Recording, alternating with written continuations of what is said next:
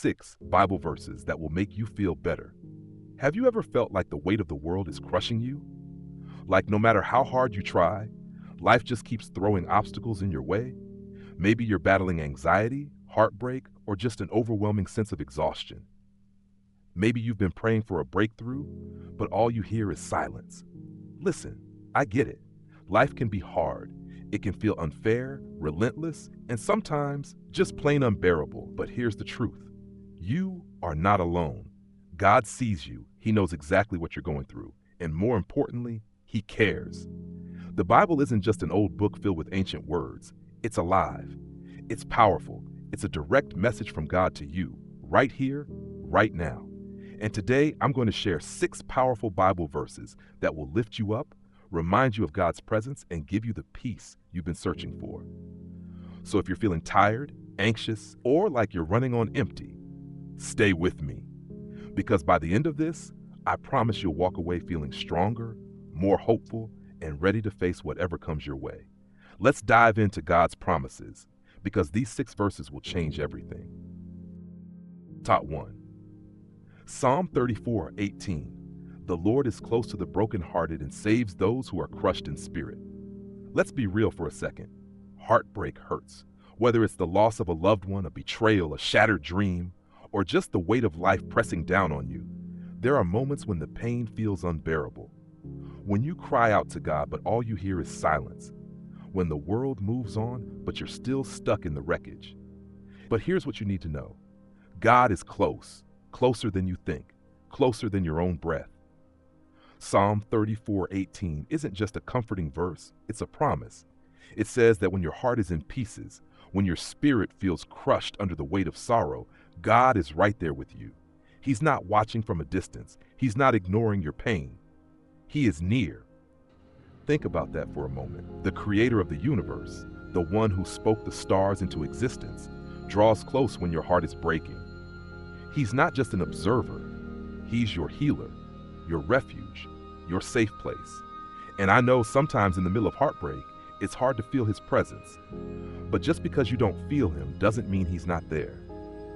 Some of God's greatest work happens in the silence, in the waiting, in the moments when you think He's absent. Let me tell you something. God doesn't waste pain. If you're walking through heartbreak right now, know this. Your tears matter to Him. He sees every single one. And He's not just going to leave you there. He promises to save you, not just to comfort you, but to rescue you, to pull you out of the pit of despair and lead you into something new, something better, something filled with His peace. So what do? Run to Him. Pour your heart out to Him. Even if all you can manage is a whisper, even if all you can say is, God, I need you, He hears you. He is right there, holding you, healing you, working in ways you can't even see yet. If you're brokenhearted today, let this verse sink deep into your soul. You are not alone. God is near, and He is bringing you through this. Ta 2. Isaiah 41:10. Do not fear, for I am with you. Do not be dismayed, for I am your God.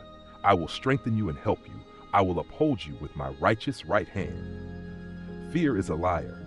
It creeps in when you least expect it, whispering worst-case scenarios in your ear. It paralyzes you, making you doubt yourself, doubt your future, and sometimes even doubt God. Fear tells you that you're alone, that things will never get better, that you're not strong enough. But listen to me, God's word says otherwise. Isaiah 41:10 isn't just encouragement, it's a direct command from God. Do, not fear.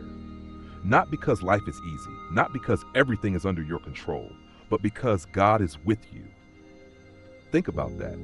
The one who created the heavens and the earth, the one who knows the end from the beginning, the one who holds the universe together, is with you right now, in this very moment.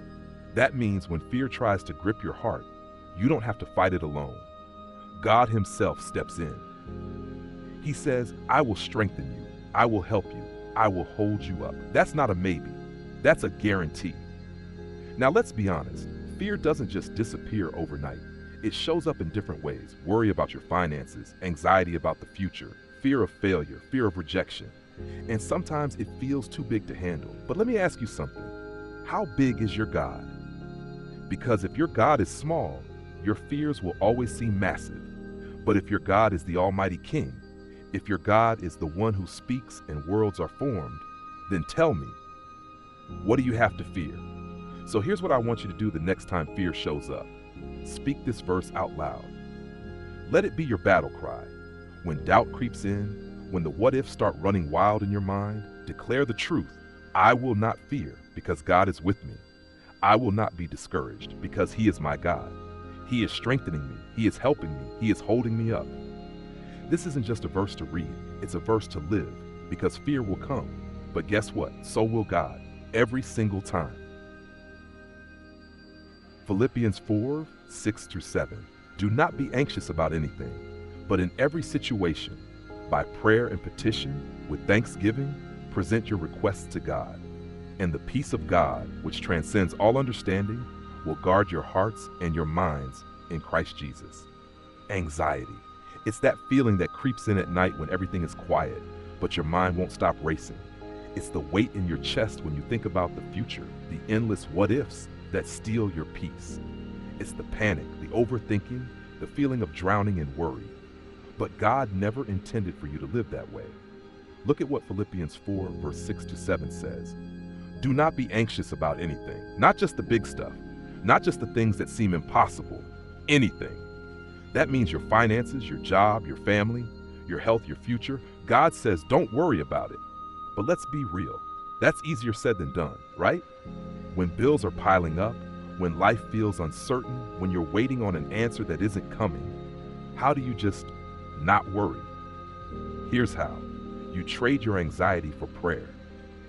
This verse doesn't just say stop worrying and leave you on your own. It tells you exactly what to do. Pray. Bring it to God. Lay it at His feet. And don't just ask Him for help. Thank Him. Thank Him for who He is, for what He's already done, for the ways He's going to move in your situation. Because here's what happens when you do that. God gives you peace. And not just any peace, His peace. The kind that doesn't make sense. The kind that isn't tied to circumstances. The kind that guards your heart and mind like a fortress. I want you to picture this. God's peace standing like a soldier at the door of your heart and mind, keeping anxiety out, protecting your thoughts, keeping you steady even when life is chaotic. That's what happens when you pray instead of panic. So the next time anxiety comes knocking, don't entertain it. Don't let it in. Instead, take a deep breath, lift up a prayer, and say, God, I give this to you. I trust you. I refuse to let anxiety control me because I know you are in control. And then watch as His peace takes over. Because when you put your worries in God's hands, He replaces them with something far greater. Romans 8:28. And we know that in all things God works for the good of those who love Him, who have been called according to His purpose. Let's be honest. Life doesn't always make sense. Sometimes things fall apart when we least expect it. The job we prayed for doesn't happen. The relationship we thought was forever suddenly ends. The dream we worked so hard for crumbles in front of us. And in those moments, it's easy to ask, God, where are you? Why is this happening? But Romans 8:28 gives us a promise that changes everything. God is working, not just in the good times, in all things, in the disappointments, in the heartbreak, in the failures, in the moments that feel like dead ends. God is still at work. And He's not just working randomly, He's working for your good. Now, let's be real. Sometimes it doesn't feel good. Sometimes it feels like everything is falling apart, like God isn't listening, like He's forgotten you. But this verse doesn't say everything will feel good. It says God will make it work for good. That means that even the pain has a purpose. Even the closed doors, the delays, the detours, God is using them to shape you, to prepare you, to position you for something greater than you can imagine. Think about Joseph in the Bible. He was betrayed by his own brothers, thrown into a pit, sold as a slave, falsely accused, and imprisoned. It didn't make sense. But years later, he became a ruler in Egypt, saving an entire nation from famine. And when he finally faced his brothers again, do you know what he said? You intended to harm me, but God intended it for good. That's the power of Romans 8:28. What the enemy meant for evil, God will turn for good. So if you're in a season right now where things don't make sense, hold on. God is not done. The story isn't over. He is working behind the scenes, taking every broken piece, every painful moment, and turning it into something beautiful. You may not see it now, you may not understand it yet, but trust him. One day you'll look back and realize God was working all along. Part 5, 2 Corinthians 12 verse 9. My grace is sufficient for you, for my power is made perfect in weakness. Let's be real. We all have moments when we feel weak. Moments when we feel like we're not enough, when we failed one too many times, when the burden feels too heavy to carry. Maybe you're there right now. Maybe you're exhausted from fighting a battle that doesn't seem to end. And in those moments, it's easy to think, God, I can't do this anymore. But here's the truth. You don't have to. Because God never asked you to rely on your own strength. In fact, he says the exact opposite. His grace is sufficient. His power is made perfect in your weakness. Think about that for a second. The very thing you see as a limitation, the thing that makes you feel unworthy, not strong enough, not capable enough, is the exact place where God's power shows up the strongest. Paul, the one who wrote this verse, knew exactly what it meant to struggle. He had what he called a thorn in the flesh, something painful, something that made him feel weak. He prayed for God to take it away 3 times. And do you know what God said? My grace is sufficient for you. My power is made perfect in weakness. In other words, Paul, you don't need me to take away your weakness. You just need to know that I am enough in the middle of it. And that's exactly what God is saying to you. You might feel like you're not strong enough, but his strength is greater than your weakness. You might feel like you're not good enough, but his grace covers every failure. You might feel like you can't keep going, but his power is carrying you even now. So instead of running from your weakness, lean into God's strength. Instead of feeling ashamed of what you can't do, rely on the one who can do all things. Because when you finally stop trying to do it all on your own, that's when you'll experience the power of God in a way you never have before. Task 6. Matthew 11 verse 28. Come to me, all you who are weary and burdened, and I will give you rest. Let's be honest. You're tired. Maybe not just physically, but deep in your soul. You're carrying more than you were ever meant to. The stress, the expectations, the pressure to have it all together, it's exhausting. And if we're being real, sometimes life just feels like too much. The responsibilities, the disappointments, the endless cycle of trying and failing, pushing and striving, it wears you down. But here's what Jesus says, come to me, not figure it out, not try harder, not get your life together first. Just come. Bring your exhaustion, bring your brokenness, bring your worries, bring the weight you've been carrying for far too long. Because Jesus never asked you to do this life alone. And what does he promise in return? Rest, not just a quick break, not just a temporary relief. True, soul-deep, supernatural rest. The kind that no vacation, no self-help book, no motivational speech can give you. The kind that only comes when you stop trying to do everything in your own strength and simply rest in his. Some of you have been running on empty for too long. You're drained, you're burned out. You've been holding it all together, but inside you're barely hanging on. And Jesus is standing right there saying, come to me, let me carry it. Let me give you peace. Let me give you rest. So right now, take a deep breath, release the weight, surrender it all to him.